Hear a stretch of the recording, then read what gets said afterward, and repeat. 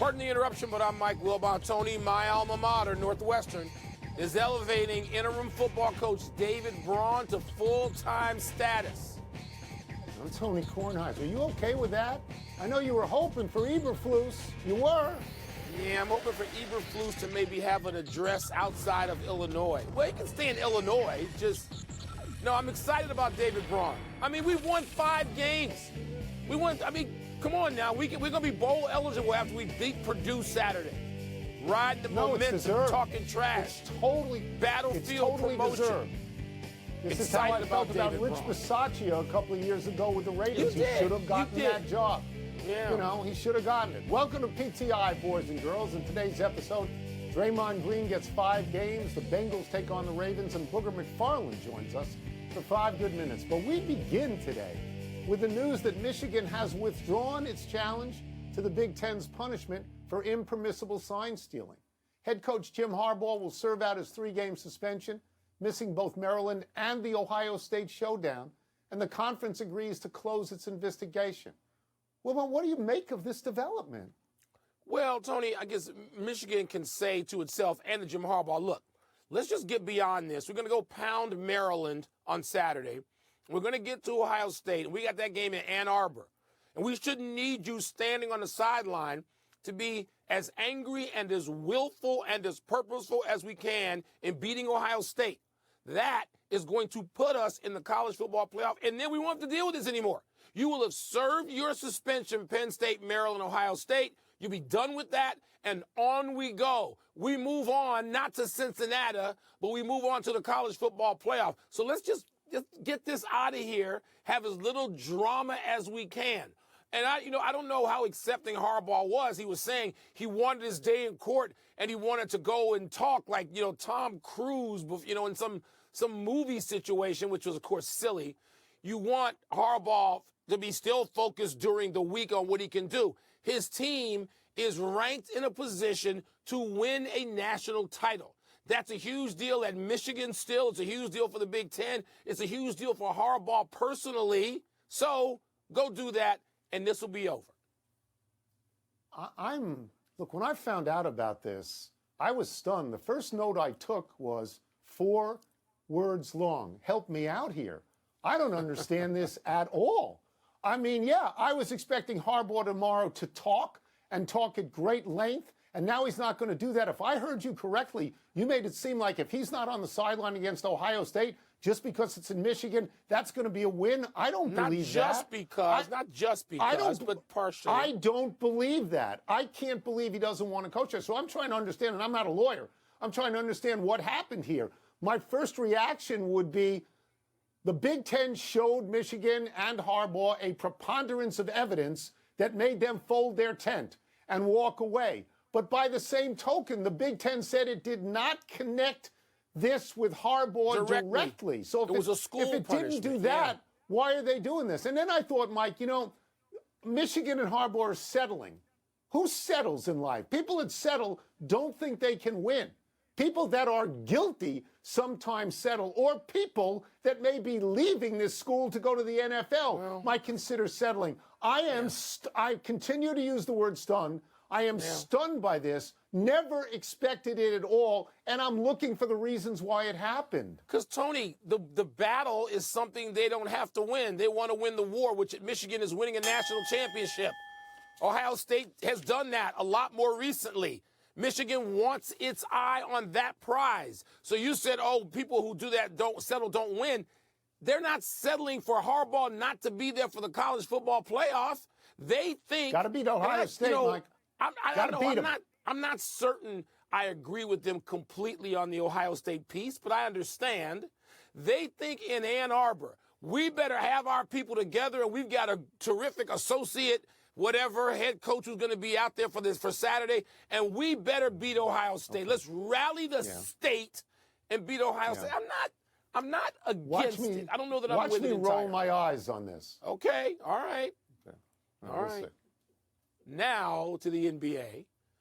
The league suspended Warriors forward Draymond Green for 5 games for his chokehold on Rudy Gobert Tuesday night.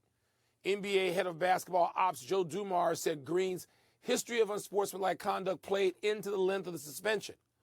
Tony, what is this punishment and the rationale for it signal to you about Draymond's season moving forward? It signals to me that there is zero tolerance for Draymond Green from the league. They basically said to him, we're giving you 5 now, big boy. You do this again, it's going to be 10 or 15.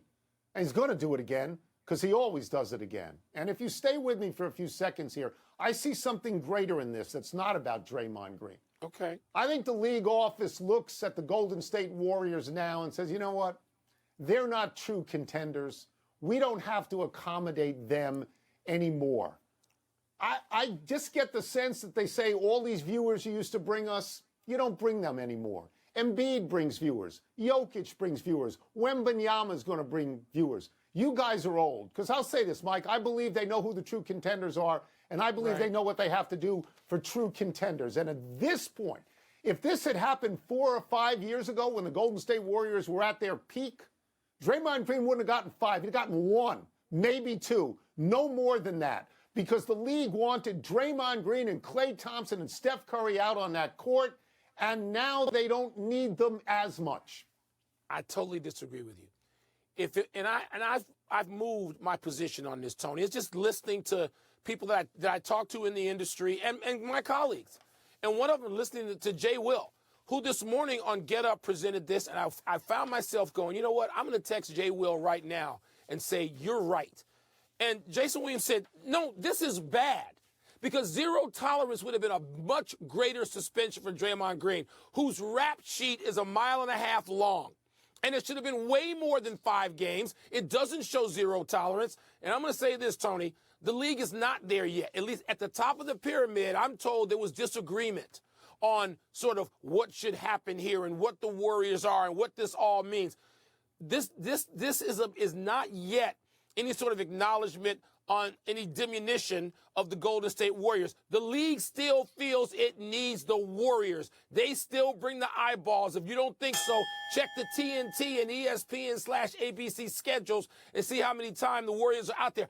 I agree with you, Tony, that they are diminished because Klay Thompson, who I love, is not the Klay Thompson of old. Wiggins, I don't know what's happened to Wiggins since he was the second best player in the NBA Finals in June of 22. Don't know what's up with him right now. So, Tony, they are diminished, but they're not out of this thing yet. And Draymond, to answer the specific question, he's going to have to be better. I think he will be. I think he knows that challenge. I think they all know, hey, we got to be great, and it's going to be hard in this new Western Conference with some of those people you mentioned. The West is loaded, and they're not waiting for the Warriors.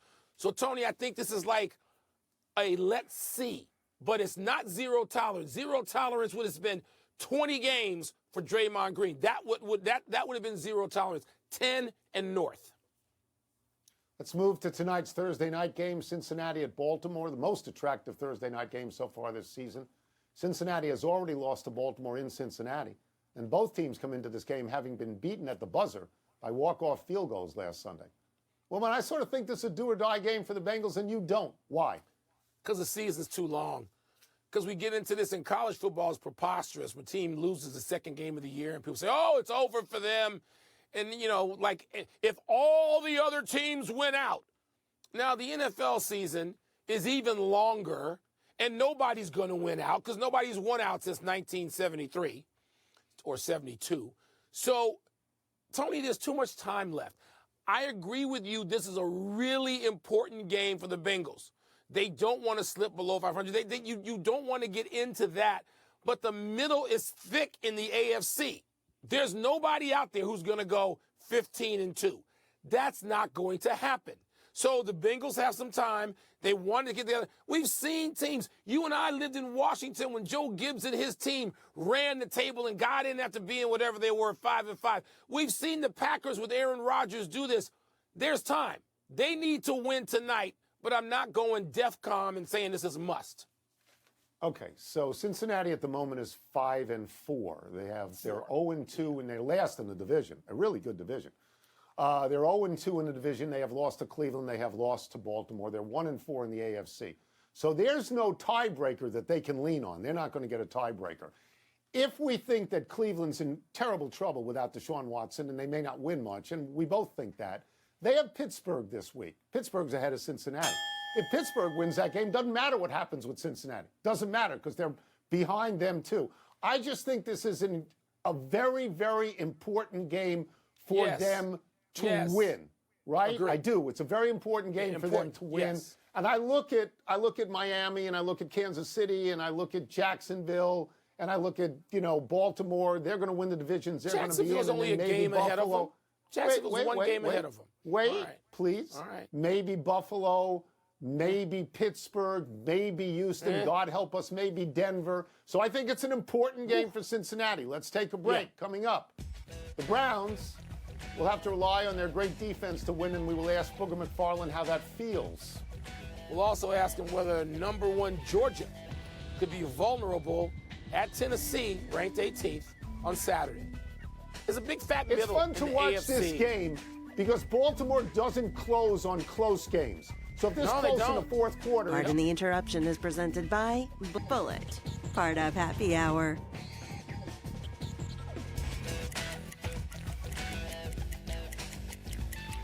Let's get back into football with our great friend, ESPN NFL and college football analyst, Booger McFarland, today wearing a shirt from Aronimink, a beautiful course outside of Philadelphia. Let's start with this. The Browns' options at quarterback, now that Deshaun Watson is out, they are thin. They're starting a rookie against the Steelers, but their defense has been great. What does it feel like, and you know this in your career, what does it feel like to know that the defense has to go out there and win every game? It feels pretty good, Tony, because there's a level of responsibility that goes with that.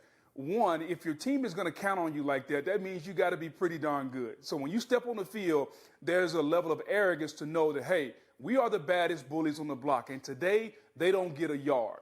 And a level of responsibility to know that your team is counting on you. You can't go out there and give up 3, 4, 5 touchdowns. You got to hold this game down to a minimal number, realizing that if you can do that, you will do your part.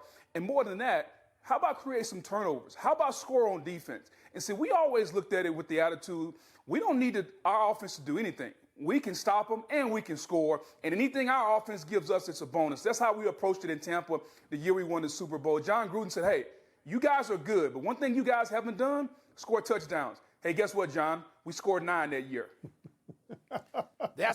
Booger, that's what it feels like to be a Bears fan for 102 years.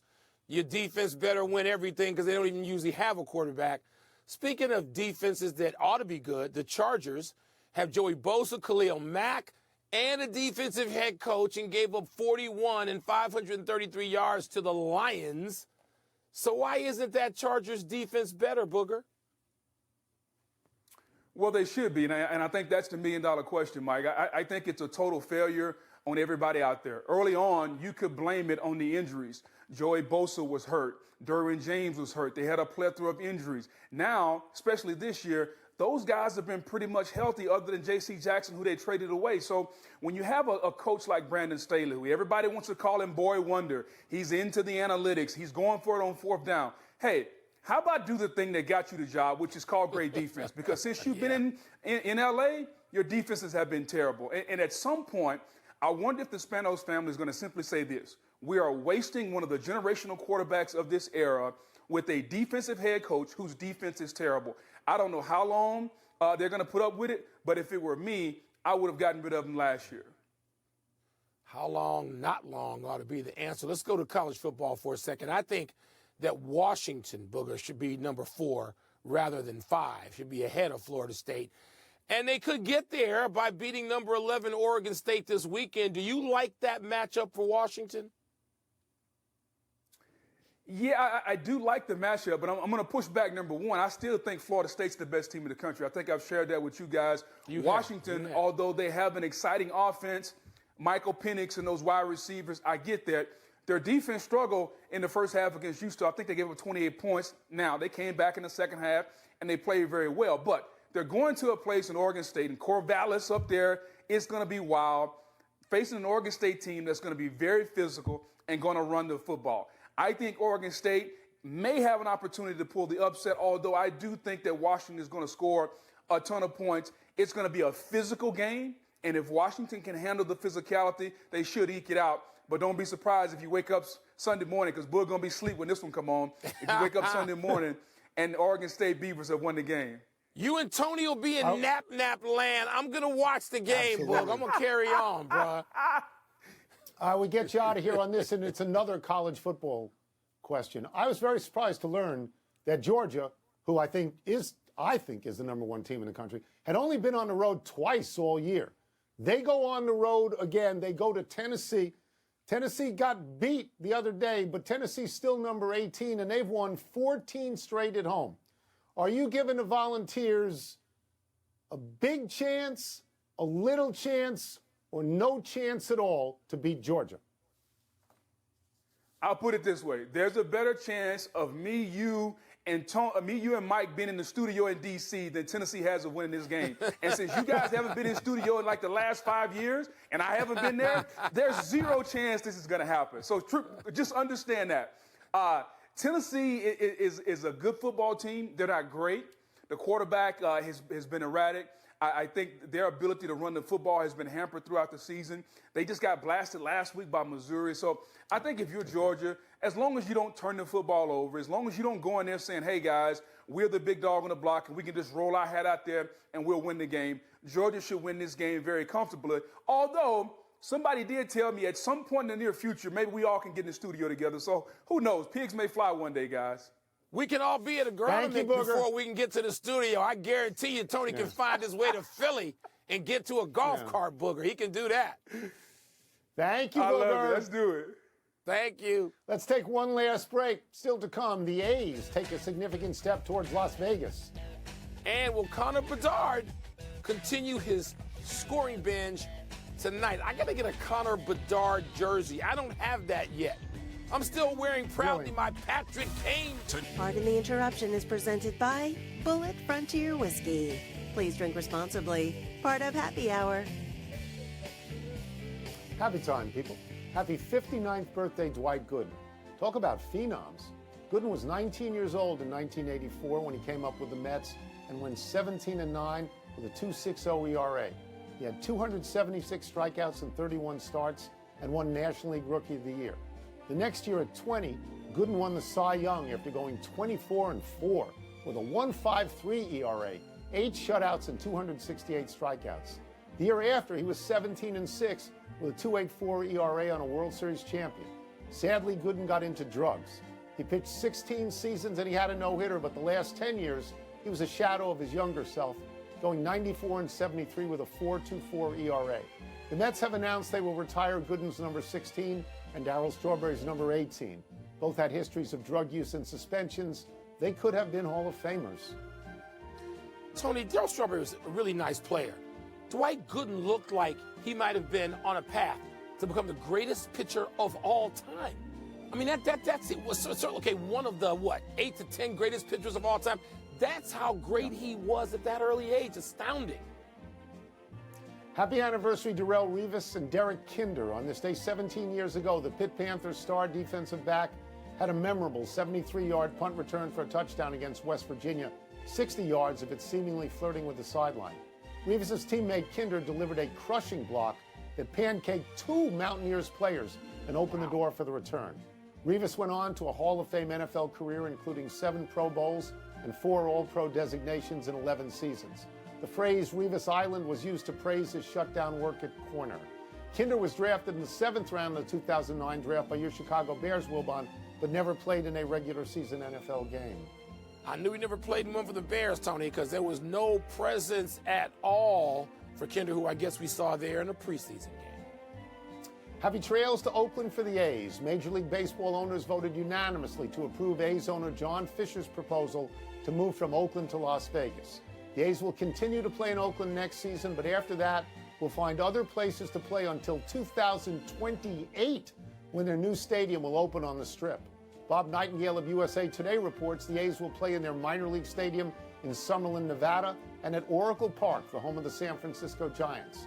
Toronto did something similar during the pandemic, playing in Buffalo and in their spring training facility in Florida. Oakland's been home to the A's for 55 years, and the mayor of Oakland said she will begin lobbying baseball for an expansion team. So it's a nice little ballpark in suburban Las Vegas, but it only seats like between 8,000 and 9,000. Maybe they can beef it up to seat more than that if they have to play there for a long time. Quick to the big finish. The NCAA denied James Madison's appeal to be eligible for the college football playoff. Your thoughts? JMU and the state of Virginia are prepared to file a lawsuit stating the bowl ban violates antitrust laws, Tony. I think this could be a big deal. Blake Snell and Garrett Cole won the Cy Youngs. You okay with that? Thoroughly. Celtics beat the Sixers. Suns beat the T-Wolves. Bigger deal. No Porzingis, no Jaylen Brown. I mean, Boston won without two starters in Philly. A huge deal. U.S. men's soccer against Trinidad and Tobago in Austin tonight. Who you got? Yeah, I got the United States tonight. Last one. Connor Bedard goes for his third straight multiple goal game tonight. Do you like his chances? Yeah, we're hosting the Lightning at the United Center. He's been hot, Tony. What the heck? What the heck? You say we? 3 points, 2 goals and an assist for Connor Bedard. Are you skating? We're out of time. Always trying to be better than next time. I'm Tony Cornwell. Got to get my Bedard jersey. I'm Mike Wilbon. Same time tomorrow, knuckleheads. 98 tone. Still wearing 88. Got to get Bedard. Got to upgrade. Now. Why don't you buy a jersey? Come on. Okay. All right, Wilbon. What is your reaction to Jim Harbaugh in Michigan accepting that 3-game suspension? Well, Tony, there's a little risk involved here. Not this week, when I think that Michigan will just beat Maryland down, and they don't need Jim Harbaugh on the sideline for that. The risk comes after that, the next game, the regular season finale when they're playing Ohio State. And Michigan is betting that with that game in Ann Arbor, and they think Michigan's better. I think most people in the Big Ten who've been watching all these games all year think Michigan is better than Ohio State. Risk involved, sure. But I think they're also thinking, let's get through this. That'll be the third and final game of the suspension. And then we won't have to deal with this or appeals or discovery by the Big Ten or anything else once we're in the Final Four in the CFP. That's that. So that's what they're thinking. I don't know that I agree with it 100%, but I understand their approach. I'm glad you think that you know what they're thinking. I have no idea what any of these people are thinking. I was stunned by this afternoon when I found out about this. I thought Harbaugh was ready to go to court tomorrow. He was ready to talk. He was going to stand out there with a megaphone and talk about his place in American football. I mean, and now that's not going to happen. And I began to think, well, why wouldn't it happen? And the first thought I had was that there was a preponderance of evidence that was shown to Michigan and shown to Harbaugh, and they folded their tent. They said, well, we're not going to beat this. And then I thought maybe Harbaugh said, I don't care because I'm going to the NFL anyway. And I thought about people who settle. What kinds of people settle? Are they people who believe they can win? Or are they people who are not sure they can win? Or are they people who really don't think they can win? But I'll say this, Mike. He already served a 3-game suspension at the beginning of the year, self-imposed. Now there's 2 more games. That's 5. Is he expecting his full salary this year after missing almost half the season? And to me, Mike, and I differ from you strongly in this, I would never want to go out against Ohio State, a top 3 team at worst in the country. You don't want to. Without my head coach. You don't want to. I would not do it. Harbaugh didn't volunteer and put his hand in the air and say, I'll skip Columbus because they don't have a good enough hot dog spots in Columbus. I'll just skip. No, they're playing in Ann Arbor. That's got to count for something. I'm not saying it wipes out, or it accounts entirely for an advantage. But Michigan didn't volunteer for this. They're trying to get through it. Tony, you mentioned something that's important. If there's discovery, what does Michigan feel it could be hurt by if there is discovery? But if there isn't, and you can make it through. The Big Ten said they could not tie Harbaugh to it directly. Right. It was a school That's why penalty. I'm so surprised. That's what they said, yeah. Well, that's why I'm so surprised. Maybe Michigan doesn't want discovery either. Either way, that's it. We're done. Back to you.